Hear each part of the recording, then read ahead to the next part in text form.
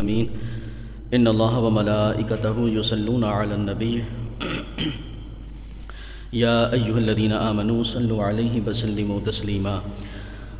الصلاۃ والسلام علیک یا سیدی یا رسول اللہ وعلی آلک واصحابک یا سیدی یا حبیب اللہ الصلاۃ والسلام علیک یا سیدی یا نبی اللہ وعلی آلک واصحابک یا سیدی یا رحمۃ للعالمین۔ اللہ رب العزت کی حمد و ثنا کے بعد حضور نبی اکرم نور مجسم صلی اللہ تعالیٰ علیہ وآلہ وسلم کے دربار گہربار میں ہدیہ عقیدت پیش کرنے کے بعد محترم و محتشم سامعین کرام السلام علیکم ورحمۃ اللہ وبرکاتہ۔ پچھلے جمعۃ المبارک میں ہم نے سجدے کی فضائل پر گفتگو کی تھی۔ آج کے اس جمعۃ المبارک کے خطاب میں ہم سجدے کی مختلف صورتیں، اس کی اقسام اور احکام پہ گفتگو سماعت کریں گے۔ اللہ کریم نے قرآن پاک میں سجدے کا جگہ جگہ ذکر کیا۔ جو آیہ کریمہ میں نے تلاوت کی، فرمایا فسبح بحمد ربک، اپنے رب کی حمد کے ساتھ اس کی پاکی بیان کرو، وکم من الساجدین، اور سجدہ کرنے والوں میں شامل ہو جاؤ۔ سجدہ ایک تو ہے نماز کا، اسی طرح ایک سجدہ ہوتا ہے شکرانے کا۔ ویسے تو شکرانہ ادا کرنے کا سب سے بہترین طریقہ یہ ہے کہ اگر مکروہ وقت نہ ہو تو 2 رکعت نفل پڑھ کر اللہ کی بارگاہ میں شکرانہ ادا کیا جائے۔ یہ سنت بھی ہے، کیونکہ رسول اکرم صلی اللہ علیہ وآلہ وسلم نے جب مکہ فتح کیا، آپ مکہ فتح کر کے سب سے پہلے حضرت ام ہانی کے گھر تشریف لائے۔ ام ہانی کے گھر میں حضور علیہ السلام نے 8 رکعت نماز ادا کی، اور وہ وقت چاش کا وقت بھی تھا، اس لیے اس نماز کو صلاۃ الفتح بھی کہا جاتا ہے، صلاۃ الضحیٰ بھی کہا جاتا ہے۔ اس شکرانے کے طور پہ نبی پاک صلی اللہ علیہ وسلم نے نماز ادا کی۔ اسی طرح یہ تو شکرانہ ادا کرنے کا بہترین طریقہ ہے، لیکن اگر کوئی صرف سجدہ ہی کرنا چاہے تو یہ بھی شکرانہ ادا کرنے کا ایک ایسا طریقہ ہے کہ جو نبی پاک صلی اللہ علیہ وسلم سے بھی منقول ہے اور اصحاب رسول سے بھی منقول ہے۔ جیسا کہ بدر کے میدان میں رسول کریم علیہ السلام آپ کو خبر پہنچی کہ ابو جہل مر گیا، وہ قتل ہو گیا۔ یہ خبر ملی تو نبی پاک صلی اللہ علیہ وآلہ وسلم نے شکرانے کے طور پہ سجدہ کیا تھا۔ سنن نسائی کے اندر حدیث پاک ہے کہ رسول اکرم صلی اللہ علیہ وآلہ وسلم کی عادت مبارکہ تھی کہ جب حضور کو کوئی خوشخبری ملتی یا کسی مصیبت کے ٹلنے کی خبر ملتی تو نبی پاک صلی اللہ علیہ وآلہ وسلم سجدہ کیا کرتے تھے۔ اسے شکرانے کا سجدہ کہا جاتا ہے۔ اسی طرح حضرت عبد الرحمن ابن عوف رضی اللہ تعالی عنہ آپ روایت کرتے ہیں، کہتے ہیں میں نبی پاک صلی اللہ علیہ وآلہ وسلم کے ساتھ ایک باغ میں تھا۔ اس باغ میں نبی پاک صلی اللہ علیہ وسلم جلوہ افروز تھے۔ نبی پاک نے وہاں سجدہ کیا تو بہت لمبا سجدہ کیا، اتنا طویل سجدہ کیا کہ میں پاس کھڑا ڈرنے لگ گیا کہ کہیں حضور علیہ السلام کا وصال تو نہیں ہو گیا۔ اتنا لمبا سجدہ حضور نے کیا۔ جب نبی پاک صلی اللہ علیہ وآلہ وسلم سجدے سے سر مبارک کو اٹھایا تو آپ کا چہرہ خوشی سے حشاش بشاش تھا، خوشی سے حشاش بشاش تھا۔ کہتے ہیں جب ہم اس باغ سے نکلے تو نبی پاک صلی اللہ علیہ وسلم نے مجھے دیکھا، فرمایا عبد الرحمن ابن عوف تجھے کیا ہوا، پریشان کیوں ہو؟ کہنے لگے یا رسول اللہ صلی اللہ علیہ وآلہ وسلم میں تو ڈر گیا تھا کہ کہیں آپ کا وصال تو نہیں ہو گیا، اتنا لمبا سجدہ آج آپ نے کیا۔ تو نبی کریم علیہ السلام نے فرمایا آج مجھے خوشی ہی اتنی ہے کہ دل کرتا تھا سجدے میں سر رہے میرا، آج خوشی بڑی ہے مجھے۔ یا رسول اللہ خوشی کس بات کی ہے؟ سرکار نے ارشاد فرمایا آج میرے پاس جبریل آیا اور ایسی خبر لے کر آیا کہ پہلے کبھی ایسی خبر لے کر نہیں آیا، اتنی بڑی خبر لے کر آیا آج میرے پاس۔ اور امتیوں حضور کے غلاموں سنو وہ کتنی بڑی خبر تھی جس خبر سے حضور اتنا خوش ہوئے، کتنا لمبا سجدہ کر دیا۔ میرے محبوب نے ارشاد فرمایا جبریل میرے پاس آیا اور کہنے لگا یا رسول اللہ صلی اللہ علیہ وآلہ وسلم اللہ ارشاد فرماتا ہے من صلی علیک صلیت علیہ، یا رسول اللہ آپ کا جو امتی آپ پر درود بھیجے گا اللہ اس بندے پہ درود بھیجے گا، اللہ اس بندے پہ درود بھیجے گا۔ ومن سلم سلمت علیہ، یا رسول اللہ صلی اللہ علیہ وآلہ وسلم جو آپ کی بارگاہ میں سلام بھیجے گا اللہ کریم اس پر سلامتی نازل فرمائے گا۔ فرمایا یہ اتنی خوشی کی بات تھی، اتنی خوشی کی بات تھی، فسجدت للہ شکراً، میں اپنے رب کے حضور شکر ادا کرتے ہوئے سجدے میں چلا گیا، سجدے میں چلا گیا۔ تو خوشی کی خبر جب حضور کو ملتی حضور سجدہ کیا کرتے۔ اسی طرح حضرت سعد بن ابی وقاص رضی اللہ تعالی عنہ آپ روایت کرتے ہیں، کہتے ہم نا ایک دفعہ حضور علیہ الصلوۃ والسلام کے ساتھ نا مدینے سے مکے آئے کسی کام سے، مکہ المکرمہ میں تھوڑی دیر ہم نے وہاں پہ بسر کی، مکے سے فارغ ہو کر نا ہم حضور علیہ الصلوۃ والسلام کے ساتھ واپس مدینے جا رہے ہیں۔ اللہ اکبر کبیرہ، بڑے بڑے لوگوں نے، بڑے بڑے عشاق نے بڑا بڑا مدینے کا سفر کیا ہوگا، لیکن قربان جائیں ان غلاموں پر جنہوں نے مدینے کا سفر بھی مصطفیٰ کے ساتھ کیا تھا۔ کہنے لگے حضور علیہ الصلوۃ والسلام کے ساتھ ہم مکے سے مدینے جا رہے ہیں، رستے کے اندر ایک جگہ آئی کہ وہاں پہ رسول پاک صلی اللہ علیہ وآلہ وسلم کی سواری رک گئی۔ آقا کریم علیہ السلام زمین پہ تشریف لائے، ہم بھی نیچے سواریوں سے اتر گئے۔ نبی پاک صلی اللہ علیہ وسلم کا عجب سا منظر تھا کہ حضور نے ہاتھ اٹھائے اور آقا کریم علیہ السلام پھر دعا کرتے، سجدے میں چلے جاتے، پھر سجدے سے سار اٹھاتے، پھر دعا کرتے، پھر سجدے میں چلے جاتے، پھر سجدے سے سار اٹھاتے، دعا کرتے، پھر سجدے میں چلے جاتے۔ 3 دفعہ حضور نے سجدہ کیا، پھر نبی پاک صلی اللہ علیہ وسلم اپنی جگہ سے کھڑے ہوئے اور سواری کی طرف آئے۔ جب سواری کی طرف آئے تو ہم نے کہا یا رسول اللہ صلی اللہ علیہ وآلہ وسلم آج یہ بار بار سجدہ کرنے کی حکمت کیا تھی؟ نبی پاک صلی اللہ علیہ وآلہ وسلم نے فرمایا سفر جاری تھا، میرے دل میں امت کا خیال آیا۔ امت کا خیال آیا، وہی امت کا خیال آیا جو امت کہتی ہے جناب داڑھی رکھیں گے تو جناب یہ مسئلہ ہو جائے گا تو وہ مسئلہ ہو جائے گا، جو یہ کہتی ہے امت کہ بھئی ہمارے پاس تو نماز کے لیے ٹائم ہی کوئی نہیں ہے، وہ امت کہ جو کہتی ہے جی سردی ہو گئی ہے وضو نہیں ہوتا، اس امت کا حضور کے دل میں خیال آیا۔ فرمایا میں نے انی سألت ربی، اپنے رب کے حضور میں نے دعا کی، وشفعت لامتی، میں نے اپنی امت کی شفاعت مانگی، میں نے اپنی امت کے لیے شفاعت مانگی۔ جب میں نے اللہ سے کہا نا یا اللہ میری امت کو بخش دے، اللہ نے فرمایا فاعطانی ثلث امتی، یا رسول اللہ آپ کی امت کا تیسرا حصہ اللہ نے بخش دیا ہے، تیسرا حصہ اللہ نے بخش دیا ہے۔ جب سنا کہتے ہیں مجھے اتنی خوشی ہوئی، فخررت ساجدا لربی شکرا، میں اپنے رب کے حضور شکر ادا کرتے ہوئے سجدے میں چلا گیا، سجدے میں چلا گیا۔ کہتے ہیں ثم رفعت راسی، جب پھر میں نے سار اٹھایا نا انی سألت ربی، پھر میں نے اپنے رب سے کہا یا اللہ میری امت بخش دے،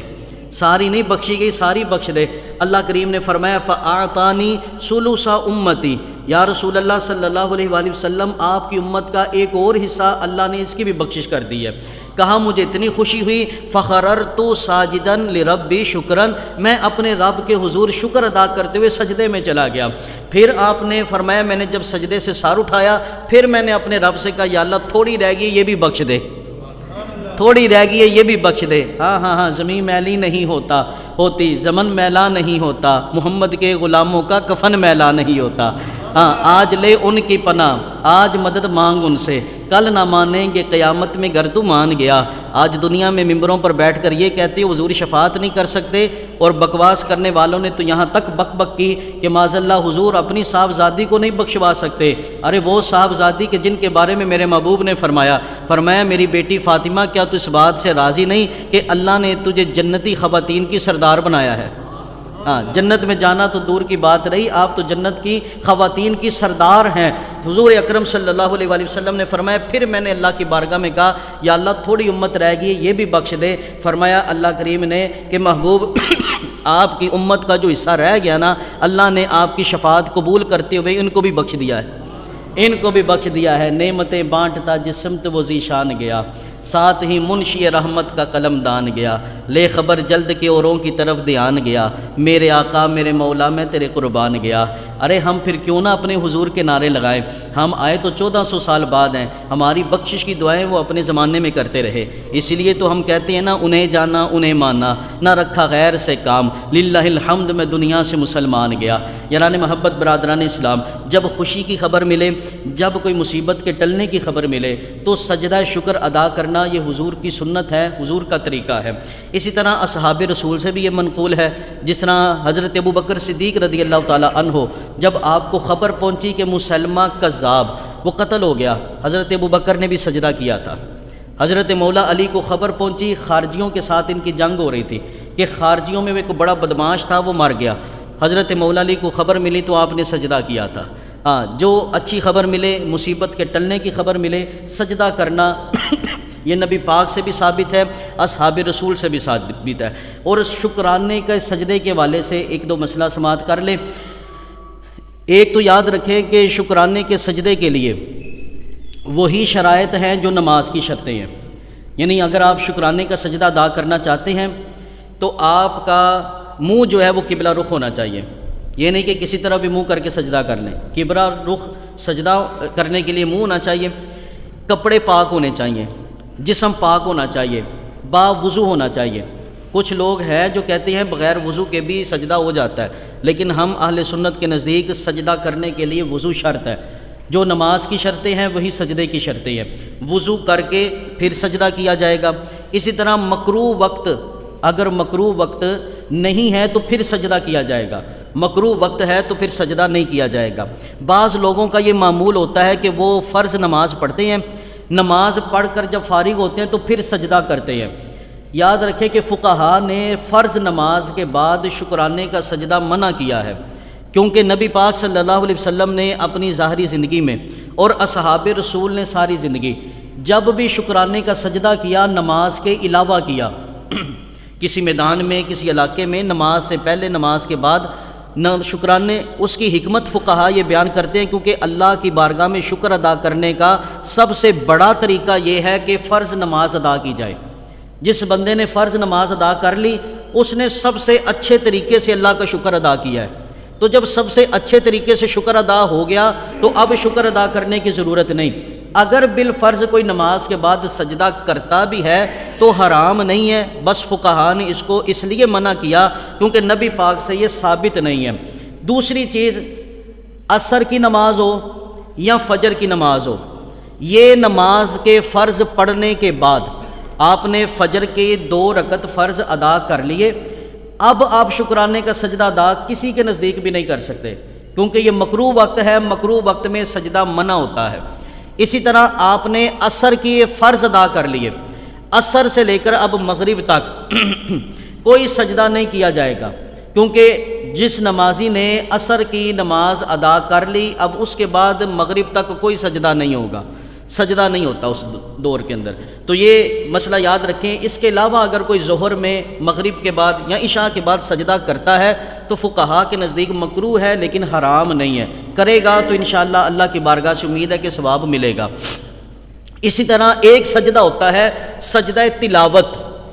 قرآن پاک میں 14 مقامات ایسے ہیں کہ جن مقامات کو پڑھ کر سجدہ واجب ہو جاتا ہے، 14 آیتیں ایسی ہیں جنہیں پڑھ کر پڑھنے والے پر اور سننے والے پر سجدہ واجب ہو جاتا ہے۔ نبی پاک صلی اللہ علیہ وآلہ وسلم نے ارشاد فرمایا اذا قرأ ابن آدم السجدۃ، فرمایا جب ابن آدم سجدے کی آیت تلاوت کرتا ہے، فرمایا فسجد، تلاوت کرنے کے بعد پھر وہ سجدہ بھی کرتا ہے، اعتزل الشیطان یبکی، شیطان دھاڑے مار کے روتا ہے اور وہ کہتا ہے ہائے میرے لیے ہلاکت ہے۔ امیرا ابن آدم بالسجود، ابن آدم کو سجدہ کرنے کا حکم دیا گیا، اس نے سجدہ کر لیا، فلہ الجنہ، تو اس کے لیے جنت ہے، اور وہ کہتا ہے وامرت بالسجود، مجھے بھی اللہ نے ایک سجدہ کرنے کا حکم دیا تھا، فابیت، میں نے انکار کر دیا تھا، فلی النار، تو میرے لیے آگ ہے۔ ابن آدم نے آیت پڑھی، اس کو اللہ نے سجدے کا حکم دیا تو وہ سجدے میں چلا گیا، لہٰذا اس کی بخشش کر دی گئی، یہ جنت میں داخل ہو گیا۔ تو یاران محبت برادران اسلام، جب ان 14 آیتوں میں کوئی آیت پڑھی جائے گی تو پڑھنے والے کے لیے بھی سننے والے کے لیے بھی سجدہ واجب ہو جاتا ہے، سننے والے کے لیے بھی واجب ہوتا ہے۔ اس کی دلیل یہ ہے کہ حضرت عبداللہ ابن عمر رضی اللہ تعالیٰ عنہ کہتے ہیں ان نبی صلی اللہ علیہ وآلہ وسلم کان یقرأ القرآن، کہتے ہیں کہ جب نبی پاک صلی اللہ علیہ وآلہ وسلم قرآن پاک کی تلاوت کیا کرتے، فَيَقْرَأُ سُورَةً فِيهَا سَجْدَةٌ، نبی پاک جب کوئی ایسی سورت پڑھتے جس میں آیت سجدہ ہے، جب حضور وہ سورت کی تلاوت کیا کرتے فَيَسْجُدُ تو نبی پاک سجدہ کیا کرتے تھے، وَنَسْجُدُ مَعَهُ اور ہم بھی حضور علیہ الصلوۃ والسلام کے ساتھ سجدہ کیا کرتے تھے، اور اس انداز میں ہم سجدے کے اندر گر جایا کرتے تھے کہ بعض دفعہ ہمیں جگہ نہیں ملتی تھی کہ ہم نے سجدہ کہاں کرنا ہے، اس انداز میں ہم سجدے کی طرف گر جایا کرتے تھے۔ تو پڑھنے والے کے لیے بھی سننے والے کے لیے بھی رمضان المبارک آ رہا ہے، اللہ کریم ہمیں دیکھنا نصیب فرمائے۔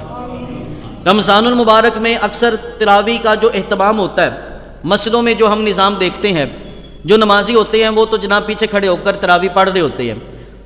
چونکہ اب تو رمضان تھوڑا ٹھنڈ میں آ رہا ہے لیکن پہلے گرمیوں میں ہوتا تھا، تو کچھ لوگ گھر سے تراویح پڑھنے آتے تو پیچھے اے سی کے وہاں لینے بیٹھے ہوتے ہیں، ٹیک لگا کر بیٹھے ہوتے ہیں۔ ایسے نہ کیا کریں، یہ نماز کی بھی توہین ہے، نماز میں سستی ہے، اور نماز میں سستی یہ منافقت کی نشانی ہے۔ جب نماز ہو تو فوراً ساتھ میں نمازی کو شامل ہونا چاہیے۔ کچھ لوگ جناب ٹیک لگا کر نہ پیچھے ایسے ہی گپے مار رہے ہوتے ہیں، آگے تراویح ہو رہی ہوتی ہے، کچھ لوگ باہر سین میں بیٹھ جاتے ہیں، کچھ وضو خانے پہ بیٹھ جاتے ہیں۔ اب مائک سسٹم ہے ہمارے ہاں، ہمارے دور کے اندر قاری صاحب نے تراویح کی نماز میں جب آیت سجدہ پڑھی، قاری صاحب کے اوپر بھی سجدہ واجب، پیچھے نماز پڑھنے والوں پہ بھی واجب، وضو خانے میں اگر کوئی بیٹھا ہے اس پہ بھی واجب، اگر کوئی باہر دروازے پہ بیٹھا ہے اس کے کانوں میں وہ آیت چلی گئی اس پر بھی سجدہ واجب ہے۔ اسی طرح اگر کسی نے عربی میں آیت تو نہیں پڑھی، صرف ترجمہ ہی پڑھ دیا اس آیت کا، اس پر بھی سجدہ واجب ہو جائے گا۔ اور یاد رکھیں، ہم نے نا اپنے معاشرے میں دیکھا ہے، مسجدوں میں بھی ہم نے یہ نظام دیکھا ہے، محفلوں میں بھی یہ نظام دیکھا ہے کہ لوگ سجدے سے یار بڑا بھاگتے ہیں۔ سورہ الگ شریف ہے نا، آخری آیتوں میں سجدہ آتا ہے، ساری سورت تلاوت کر دی جائے گی نماز میں بھی، وہ آخری آیتیں چھوڑ دی جاتی ہیں۔ ہمارے نمازیوں کے ذہنوں میں تو میرا خیال یہ بات نکال ہی دی جا چکی ہے کہ نماز میں سجدہ تو بس تراویح میں ہی ہوتا ہے، 5 نمازوں میں یہ تلاوت کا سجدہ نہیں ہوتا، کیونکہ ہم نمازوں میں وہ سورت وہ آیت نہیں پڑھتے، اکثر امام مسجد نہیں پڑھتے، ائمہ نہیں پڑھتے، پڑھنی چاہیے، اور تاکہ لوگوں کو پتہ چلے کہ جب یہ آیت آئے گی تو سجدہ کرنا ہے۔ یہ آیتیں مشہور ہونی چاہیے کہ بازار میں گزریں، اگر آپ کے کانوں میں وہ آیت پہنچ جائے، آپ کو اس کا پتہ ہونا چاہیے کہ یہ آیت سجدہ ہے، میں نے سن لی ہے، اب مجھے سجدہ کرنا چاہیے۔ ٹھیک ہے، سجدہ آیت پڑھنے والا سننے والا دونوں پر لازم ہو جاتا ہے۔ اب اس کا وقت کیا ہے؟ اگر مکروہ وقت نہیں ہے تو سجدہ تلاوت جب آپ نے کی فوراً سجدہ کر لیں، یہ بھی جائز ہے۔ باقی پوری زندگی میں جب بھی آپ کریں اس کا وقت ہی وقت ہے، پوری زندگی اس کا وقت ہے، لیکن زندگی کا پتہ کوئی نہیں، فوراً کر لینے میں ہی عافیت ہے، فوراً مکروہ وقت نہ ہو، فوراً کر لینے میں ہی عافیت ہے۔ جب تلاوت قرآن کر رہے ہیں اور آیت آ گئی، آپ نے پڑھ لی، اب آپ سجدہ کر لیں۔ اچھا، کن الفاظ پہ؟ بعض لوگ کہتے ہیں جی میں نے پوری آیت تو نہیں پڑھی، آیت سجدہ پوری تو نہیں پڑھی۔ جب بھی آپ قرآن پاک میں وہ آیت دیکھیں گے نا، آیت سجدہ، تو قرآن پاک کے اوپر ایک نشانی لگائی جاتی ہے، ان الفاظ کے اوپر ان پہ نشانی لگائی جاتی ہے، نمایاں کیا جاتا ہے کہ یہ الفاظ پڑھنے سے سجدہ واجب ہوگا۔ پوری آیت پڑھنا شرط نہیں ہے، صرف وہ الفاظ پڑھ دیے تو سجدہ واجب ہو گیا، سجدہ کرنا چاہیے۔ اب سجدہ چونکہ پوری آیت پڑھ کے ہی کرنا چاہیے، کیونکہ قرآن پاک کو ادھورا نہیں چھوڑنا چاہیے۔ اسی طرح کسی نے قرآن پاک اب تلاوت کر رہا ہے، اس نے یہ کہا کہ جناب میرا پورا قرآن پاک ہو جائے گا، میں 14 سجدے اکٹھے کر لوں گا، یہ طریقہ بھی جائز ہے، اس میں بھی ممانعت نہیں ہے، لیکن بات وہی ہے، زندگی کا پتہ کوئی نہیں، کوئی ادھار اللہ کا باقی نہ رہ جائے، جتنا ہو سکے ہمیں ادا کرنا چاہیے۔ تو اگر کسی نے بالفرض ایسے کیا کہ 14 آیتیں پڑھ کر 14 سجدے اکٹھے کر لیے تو یہ بھی طریقہ جائز ہے۔ بلکہ ایک روایت میں تو آتا ہے کہ جس بندے کی دعا قبول نہیں ہوتی، مصیبت دور نہیں ہو رہی، اس بندے کو چاہیے وہ قرآن پاک کی یہ 14 آیتیں جن میں سجدہ ہے، یہ 14 آیتیں ایک جگہ پر بیٹھ کر پڑھے، یہ 14 آیتیں پڑھ کر قرآن پاک بند کرے اور 14 سجدے کر کے پھر اللہ کی بارگاہ سے دعا مانگے، اس کی وہ دعا قبول ہو جائے گی۔ دعا کی قبولیت کا ایک طریقہ یہ۔ اسی طرح سجدہ تلاوت کا طریقہ، سجدہ شکر ہو یا سجدہ تلاوت ہو، اس کا طریقہ کیا ہے؟ طریقہ جو بہترین اور افضل طریقہ ہے، آپ نے شکرانے کا سجدہ کرنا ہے یا قرآن پاک کے سجدے آپ نے کرنے ہیں؟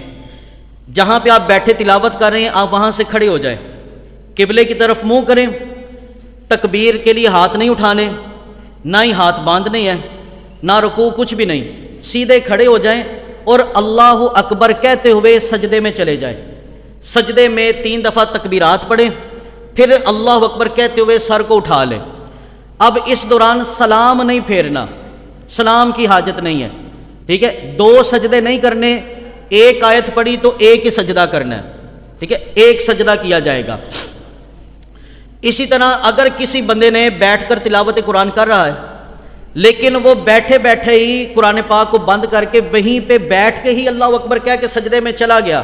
تو یہ بھی طریقہ درست ہے، جائز ہے، سجدہ ادا ہو جائے گا۔ لیکن بہترین اور افضل طریقہ یہ ہے کہ قیام کیا جائے، یعنی کھڑا ہوا جائے، پھر وہ کھڑے ہو کر سجدے میں جائے، کہ سجدے سے پہلے کھڑا ہونا اور سجدے کے بعد کھڑا ہونا یہ مستحب طریقہ ہے، اور نبی پاک سے یہ ثابت بھی ہے۔ اسی طرح آیت سجدہ، ایک جگہ پر بندے نے ایک ہی آیت بار بار پڑھی۔ اب 14 آیتیں ہیں جن پہ سجدہ ہوتا ہے، ان میں سے ایک آیت ایک ہی جگہ پر بار بار پڑھی۔ جیسے مدرسوں میں ہوتا ہے نا، بچے قرآن پاک حفظ کر رہے ہوتے ہیں، ایک آیت کو بار بار پڑھتے ہیں، اب وہ آیت سجدہ بھی بار بار پڑھ رہے ہوتے ہیں، تو ایک آیت ایک ہی جگہ پر ایک ہی مجلس میں بار بار پڑھی گئی تو صرف ایک بار سجدہ کرنا ضروری ہے۔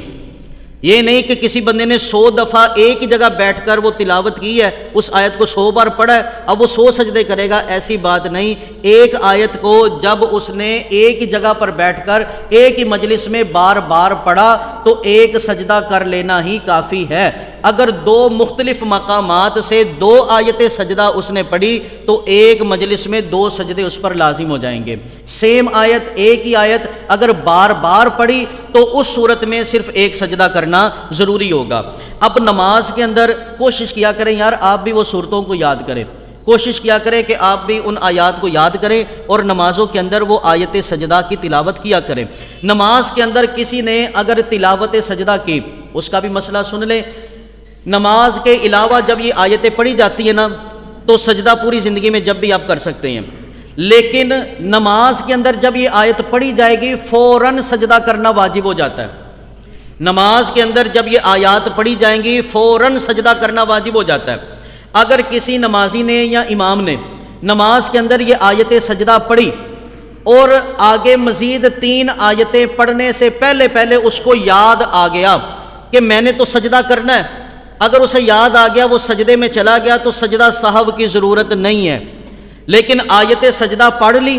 اس کے بعد 3 آیتیں اس نے مزید پڑھ لی، اب اس کو کہتے ہیں نماز میں واجب کا تاخیر ہونا، اور جب نماز میں واجب تاخیر ہوتا ہے تو سجدہ سہو واجب ہو جاتا ہے۔ اگر نماز میں آیت سجدہ پڑھی اس کے بعد 3 آیتیں یا اس سے زیادہ قرآن پاک پڑھ لیا تو اس صورت کے اندر سجدہ سہو واجب ہو جائے گا اور تلاوت سجدہ بھی کیا جائے گا۔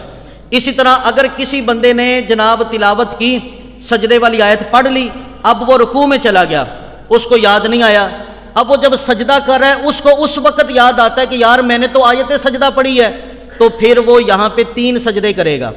2 نماز کے، 1 تلاوت سجدہ کے۔ اگر کوئی ایسا نمازی ہو کہ جس نے جناب ساری نماز پڑھ لی، وہ تشہد میں بیٹھا ہے، بالکل آخری لمحے ہیں اس کے، درود پاک پڑھ رہا ہے یا تشہد پڑھ رہا ہے یا دعائیں پڑھ رہا ہے،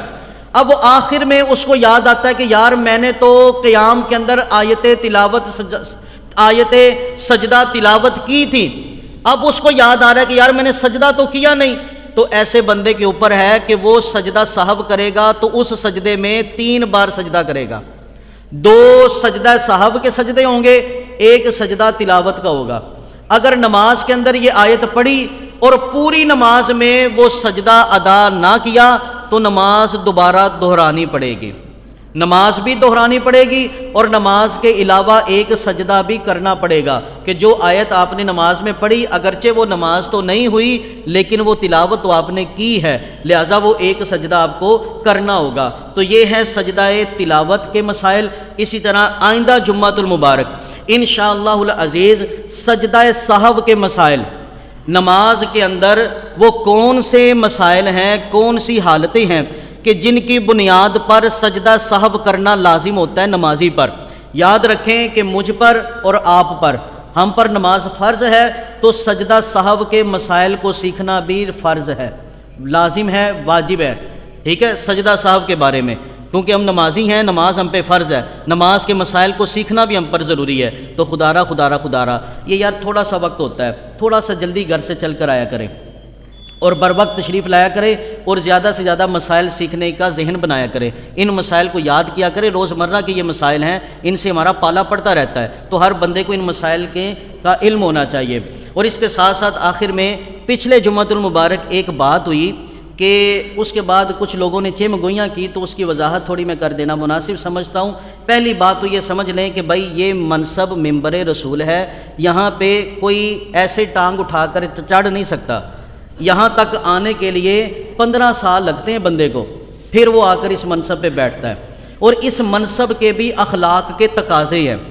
یہاں پہ بیٹھ کر میں کسی پہ لان تان یوں ہی نہیں کر سکتا، اور کسی کو ایسے ڈانٹ ٹپٹ نہیں سکتا۔ بہت سارے میرے نمازی کہتے ہیں جی نمازیاں تو روب پا کے رکھیا کرو، میں کسی پہ روب نہیں ڈالتا، اس منصب کے کچھ تقاضے ہیں۔ پچھلے جمعۃ المبارک بات چلی تھی مجدد پاک علیہ رحمہ کی، کہ میں نے کہا تھا مجدد پاک علیہ رحمہ بادشاہ اکبر نے انہیں جھکانے کی کوشش کی لیکن وہ جھکا نہ سکا۔